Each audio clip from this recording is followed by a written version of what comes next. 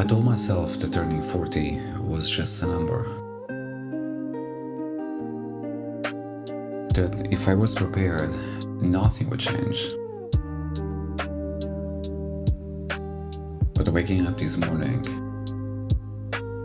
I realized I was wrong. I spent a lot of time thinking about this day.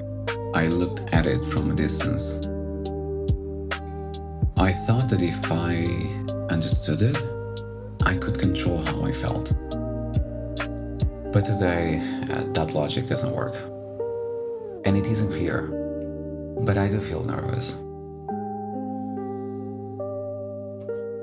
It feels like time has suddenly become very physical. It feels certainly a bit heavy.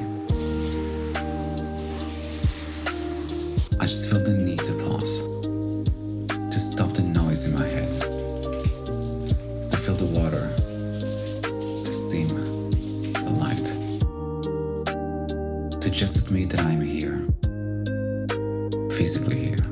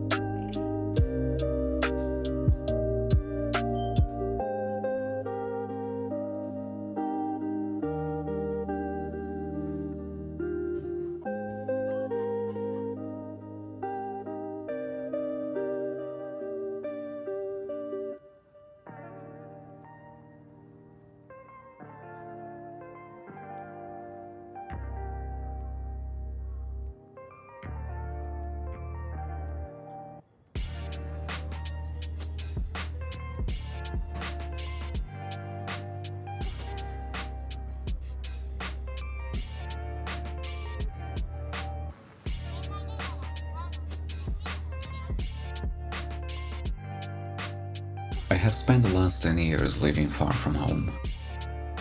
It's a specific kind of solitude. It isn't always easy. You're always adapting to a world that it isn't yours. But that distance has taught me something. I used to see the world in a black and white, right or wrong, proper or improper, binomium, so to say. Living abroad has destroyed that. I stopped judging how people live, and I started watching.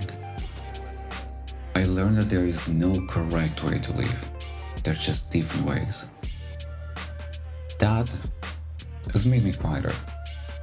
It made me listen more. It helped me see what actually matters to people. And in that quiet, I started to choose. I'm taking the pieces I like from different cultures. A bit of discipline from here, a bit of freedom from there. I'm building a life that fits me.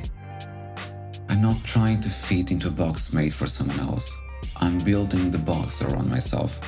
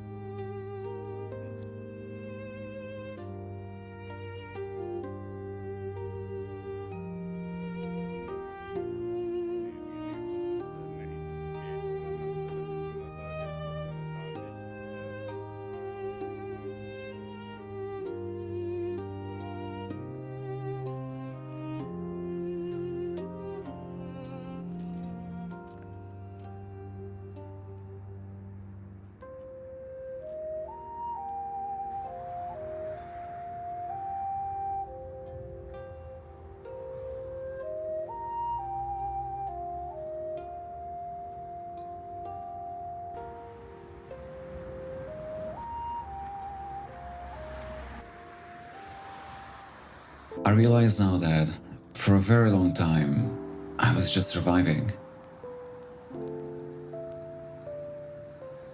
For years, I've made choices that were technically right. They were smart, safe, but they didn't always match who I was. I often chased an opportunity just because it was good, not because I wanted it. I was afraid to say no. So I'm changing how I do things. I'm moving from utility to curation. I'm treating my energy like a limited resource. I'm learning to be careful with it. I only invest time in the things that feel true to me. This trip, walking down this street right now, these are choices I made for myself. I want to do things because they matter.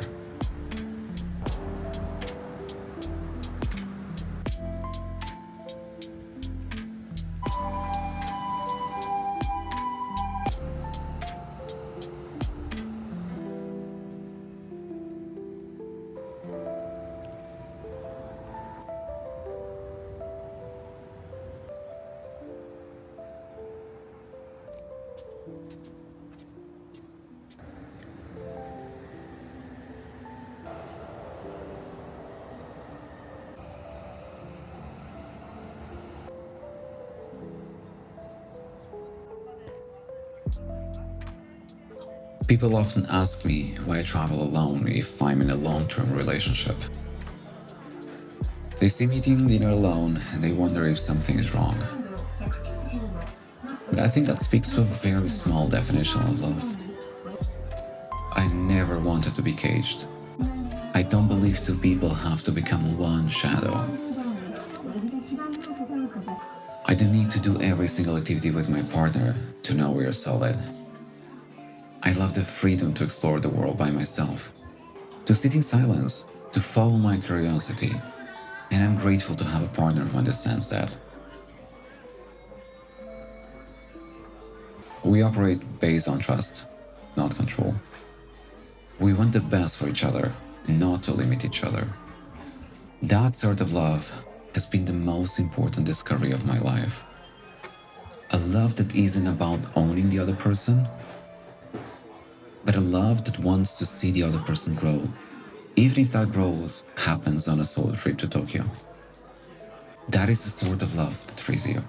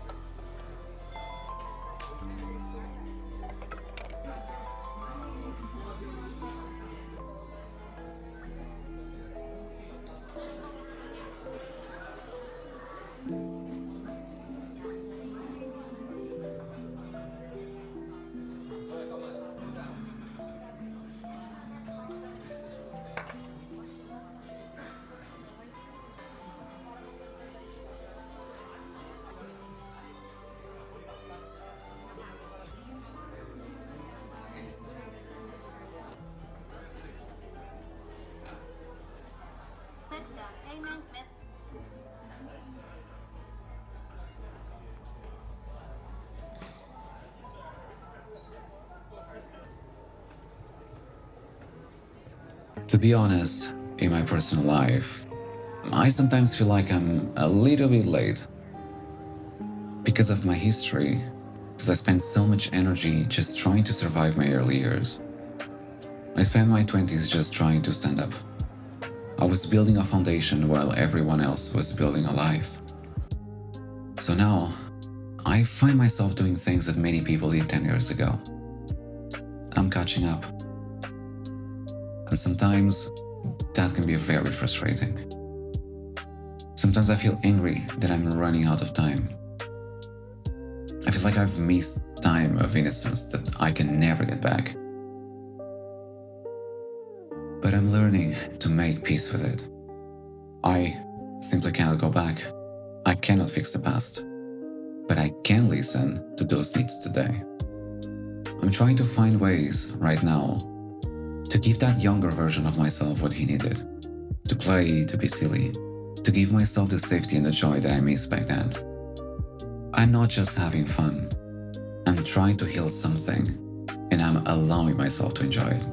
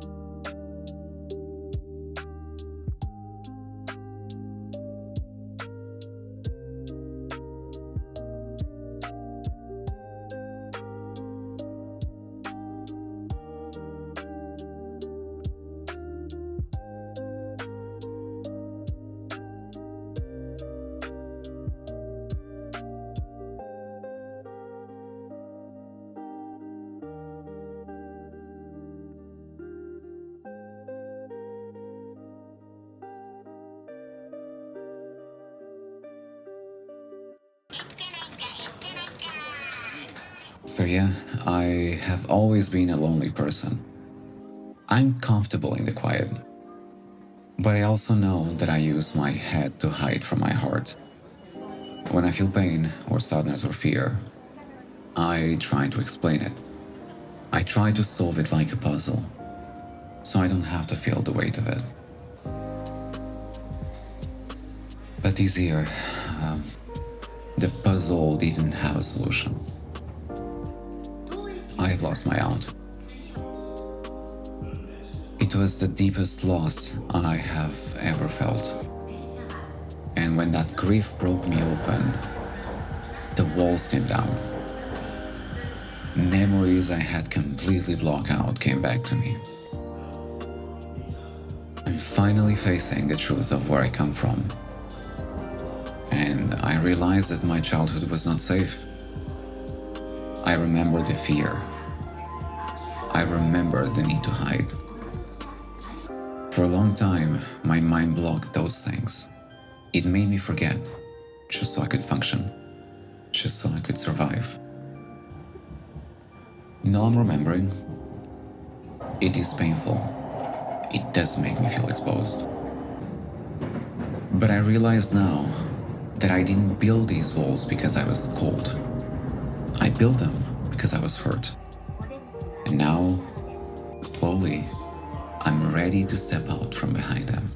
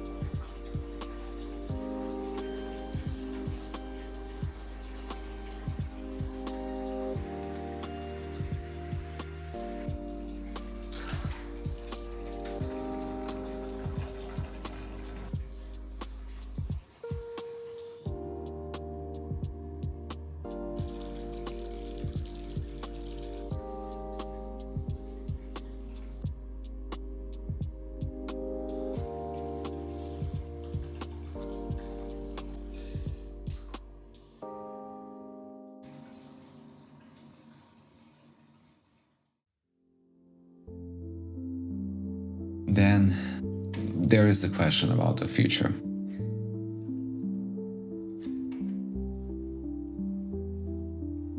I look around and I see most of my friends are on a different path. They are raising families. And I have made the decision not to become a father. And have made peace with that. I know it is right for me. But every choice has a price.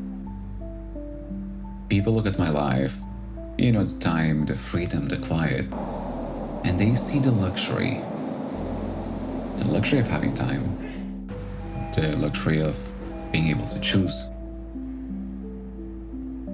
But they don't always understand the cost. They definitely don't see the solitude. They don't see the fear that comes in the quiet moments. The question that stays with me is, who will be next to me when I'm older? When the silence stops being a luxury and starts being heavy? Who will be there? It's a difficult, very scary question. And I have to be honest, I don't have the answer yet.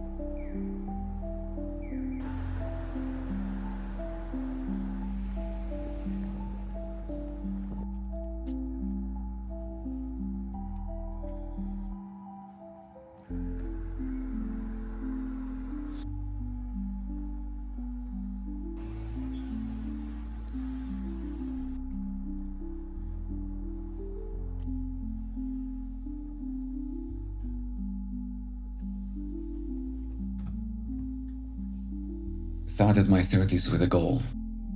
I finished my PhD. From there I climbed. I took on responsibility, I built a career I'm truly proud of. But I realize now that I gave almost all of my energy to that climb. I poured myself into the work. And I realized recently that to keep going, to be useful,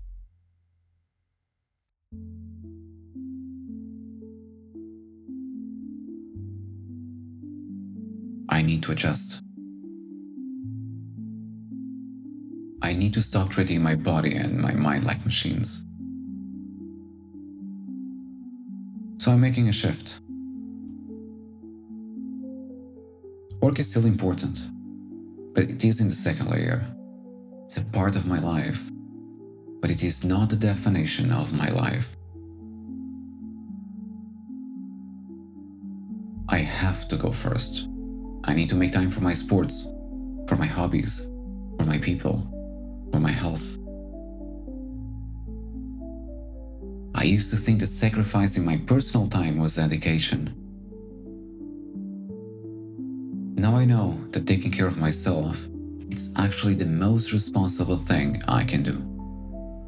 If I burn out, I help no one.